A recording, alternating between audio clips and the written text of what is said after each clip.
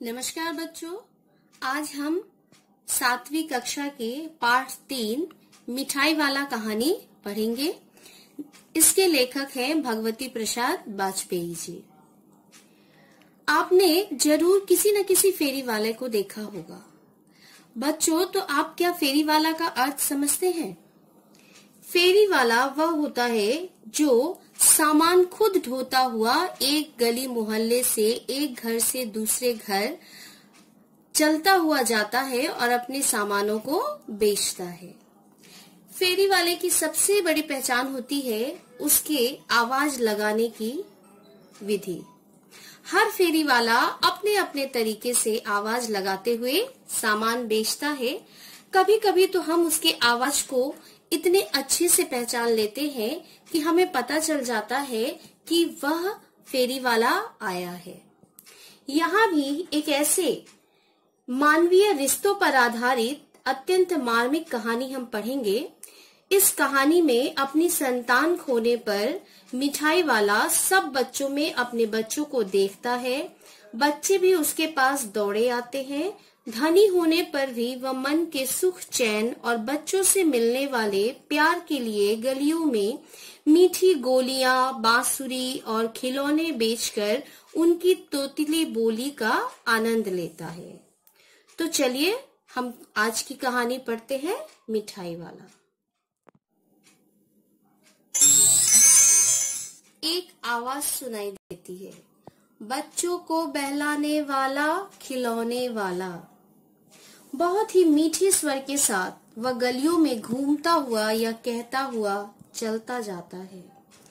इस अधूरे वाक्य को वह ऐसे विचित्र किंतु इतने मधुर ढंग से गाकर कहता है कि सुनने वाले सुनते ही रह जाते हैं। उसका स्नेहपूर्ण गान सुनकर निकट के मकानों में हलचल मच जाती है। छोटे छोटे बच्चों को अपनी गोद में लिए हुए युवतियां चिकों को उठाकर छज्जों पर से नीचे झांकने लगती है। बच्चों का झुंड उसे घेर लेता है। तब वह खिलौने वाला वहीं बैठकर खिलौनों की पेटी खोल देता है। बच्चे खिलौने देखकर बहुत खुश हो जाते हैं। वे पैसे लाकर खिलौनों का मोल भाव करने लगते हैं। वो पूछते हैं, इचका दाम क्या है और उचका? खिलौने वाले बच्चों को देखता, उनकी नन्ही नन्ही उंगलियों और हथेलियों से पैसे ले लेता और बच्चों के मनपसंद खिलौने उन्हें दे देता। इस प्रकार खिलौने लेकर बच्चे उछलने कूदने लगते हैं और तब खिलौने वाला फिर उसी प्रकार गाकर कहता हुआ आगे की तरफ दूसरे गली मोहल्लों में चला जाता है। राय विजय बहादुर के बच्चे भी एक दिन एक खिलौने घर ले आए। वे 2 बच्चे थे, चुन्नू और मुन्नू। दोनों अपने हाथी घोड़े लेकर घर भर में उछलने लगे। बच्चों की माँ रोहिणी कुछ देर खड़े खड़े उनको खेल देखती बैठी रही। फिर उन्होंने पूछा, बेटा ये खिलौने तुमने कितने में लिए? मुन्नू बोला, 2 पैसे में। इतना कम दाम सुनकर रोहिणी को बहुत हैरानी हुई। रोहिणी सोचने लगी कि इतने सस्ते कैसे दे गया। जरा सी बात ठहरी, रोहिणी अपने काम में लग गई। फिर कभी उसे इस पर विचार करने की आवश्यकता ही नहीं पड़ी और ये बात यहीं पे समाप्त हो गई। 6 महीने बीत गए। पूरे नगर में एक बार फिर से एक मुरली वाले के आने का समाचार फैल गया। लोग कहते थे, भाई वाह, मुरली बजाने में तो वह उस्ताद है। मुरली बजाकर गाना सुनाकर वह मुरली बेचता है और वो भी 2-2 पैसे में। भला इसमें उसे क्या मिलता होगा? मेहनत भी तो उसे पूरी नहीं आती होगी। एक व्यक्ति ने पूछा, क्या ये मुरली वाला वही तो नहीं है जो पहले खिलौने लेके आता था? तो बच्चों, ये वही मुरली वाला, वही खिलौने वाला, वही दोनों समान है।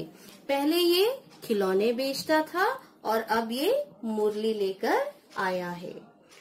रोहिणी को भी एक दिन लगा कि ये वही मुरली वाला है। वो उसे देखने के लिए बाहर देखने के लिए गई तो क्या देखती है कि बच्चे उसे घेरे हुए हैं और इस तरीके से बच्चे भाग रहे हैं कि किसी की टोपी गिर गई है, कोई दौड़ता हुआ हाफता हुआ पहुंच रहा है और सभी बोल रहे हैं हमें दे दो, हमें दे दो। मुरली वाला सबको मुरली देता है। फिर रोहिणी विजय बाबू अपने पति के पास जाती है तो विजय बाबू समाचार पत्र पढ़ रहे होते हैं। उनसे कहती है कि जाइए तो जरा उस मुरली वाले को बुला लाइए, चुन्नू मुन्नू के लिए मैं भी मुरली ले लूं। फिर विजय बाबू मुरली वाले के पास जाते हैं। वो मुरली वाले से पूछते हैं कि कैसे दोगे? तो मुरली वाला हर्ष से कहता है कि बाबूजी वैसे तो 3-3 पैसे के हिसाब से है, पर आपको 2-2 पैसे में ही दे दूंगा।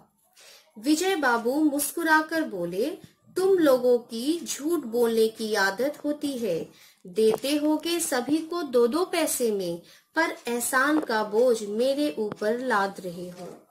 मुरली वाला अचकचाकर बोला, बाबूजी इनका दाम 3 ही पैसे है, आप कहीं से भी 2-2 पैसे में ये मुरलियां नहीं पा सकते। मैंने तो पूरी 1000 बनवाई थी, तब मुझे इस भाव पड़ी है। विजय बाबू बोले, अच्छा मेरे पास ज्यादा वक्त नहीं है, जल्दी से 2 मुरलियां निकाल दो। 2 मुरलियां लेकर विजय बाबू फिर मकान के भीतर चले गए। मुरली वाला देर तक बच्चों के झुंड में मुरलियां बेचता रहा। उसके पास कई रंग की मुरलियां थी। ये बड़ी अच्छी मुरली है, तुम यही ले लो बाबू, उन्होंने बच्चों से कहा और देते हुए आगे बढ़ गए। जब वो जा रहे थे तो एक ऐसा बच्चा मिला जिसके पास पैसा नहीं था, तो उन्होंने कहा कि तुम ये ले लो, तुम्हारे लिए मैंने पहले से ही निकाल के रखी है। इस तरह मुरली वाला फिर आगे बढ़ जाता है। फिर कुछ दिन बीत गया। आज अपने मकान में रोहिणी मुरली वाले की सारी बातें सुनकर सोचती रही। वो सोचती रही कि बच्चों के साथ इतने प्यार से बातें करने वाला फेरी वाला पहले तो कभी नहीं आया था। वह सौदा भी कैसा सस्ता बेचता है, आदमी भला जान पड़ता है। समय की बात है जो बेचारा इस तरह मारा मारा फिरता है, पेट जो न कराए सो थोड़ा। मुरली वाला इतने सस्ते में जो बेच जाता था, इस बात से रोहिणी सोचती रहती थी। रोहिणी को फिर सुनाई देता है एक आवाज। इस बार क्या सुनाई देता है? बच्चों को बहलाने वाला मिठाई वाला। अभी यह स्वर रोहिणी को सुना सुना सा परिचित सा लगता है। झट से रोहिणी आती है और वृद्धा दादी से बोलती है, जरा उसे बुलाइए ना, बच्चों के लिए मिठाई ले लूं। दादी उठकर आती है और मिठाई वाले को बुलाती है।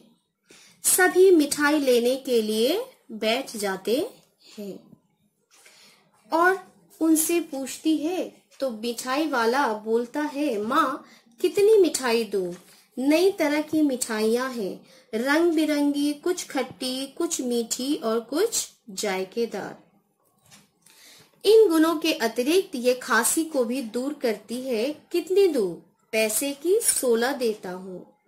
दादी बोली, 16 तो बहुत कम होती है, भला 25 तो देते हैं। मिठाई वाला बोला, नहीं दादी, अधिक नहीं दे सकता, इतनी भी कैसे देता हूँ, यह अब मैं आपको क्या, खैर मैं अधिक तो ना दे सकूंगा। रोहिणी दादी के पास ही बैठी थी। बोली, दादी फिर भी काफी सस्ती दे रहा है, 4 पैसे की है, ले लो, ये रहे पैसे। मिठाई वाला मिठाइयाँ गिनने लगा। रोहिणी ने पूछा, भैया तुम पहले भी यहाँ आते रहे हो ना? हाँ, कई बार आ चुका हूँ, उसने कहा। रोहिणी का अनुमान ठीक निकला। अब तो रोहिणी के मन में और भी कुछ बातें पूछने के लिए सवाल हुआ। उसने पूछा, भैया इन छोटी छोटी चीजों को बेचकर तुम्हें क्या मिलता है? वह बोला, मिलता तो क्या है, यही खाने भर को मिल जाता है। कभी नहीं भी मिलता, पर हाँ, संतोष, धीरज और कभी कभी असीम सुख जरूर मिलता है, और यही मैं चाहता भी हूँ। सो कैसे, वह भी बताओ। अब व्यर्थ में उन बातों की चर्चा क्यों करूं? मिठाई वाले ने कहा, जाने ही दीजिए, मेरी बातें सुनकर आपको भी दुख ही होगा। जब इतना बताया है तब और भी बता दो, मैं बहुत उत्सुक हूँ। तुम्हारा हर्जा ना होगा, मैं और भी मिठाइयाँ ले लूंगी। रोहिणी उससे सवाल पूछती रही। गंभीरता के साथ मिठाई वाले ने कहा, मैं भी अपने नगर का एक प्रतिष्ठित आदमी था। मकान, व्यवसाय, गाड़ी, घोड़े, नौकर, चाकर सभी कुछ था। पत्नी थी, छोटे छोटे 2 बच्चे भी थे। मेरा वह सोने का संसार था। सुख संपत्ति थी। बच्चे ऐसे सुंदर थे जैसे सोने के सजीव खिलौने। उनकी अटखेलियों के मारे घर में कोलाहल मचा रहता था। विधाता की लीला अब कोई नहीं है। प्राण निकाले नहीं निकले, इसलिए अपने उन बच्चों की खोज में निकलता हूँ। वे सब होंगे तो यहीं कहीं, आखिर कहीं न कहीं तो जन्मे ही होंगे। इस तरह के जीवन में कभी कभी अपने उन बच्चों की एक झलक से मिल जाती है। ऐसा जान पड़ता है जैसे वे इन्हीं में उछल उछल कर हंस खेल रहे हैं। पैसों की कमी थोड़े ही है, आपकी दया से पैसे काफी है। जो नहीं है, इस तरह उसी को पा जाता हूँ। रोहिणी ने अब मिठाई वाले की ओर देखा। उसकी आंखें आंसुओं से तर थी। तभी चुन्नू मुन्नू आकर मिठाई मांगने लगे। उसने दोनों के हाथों में मिठाइयां भर दी। रोहिणी ने पैसे दिए तो वो बोला, अब की बार पैसे नहीं।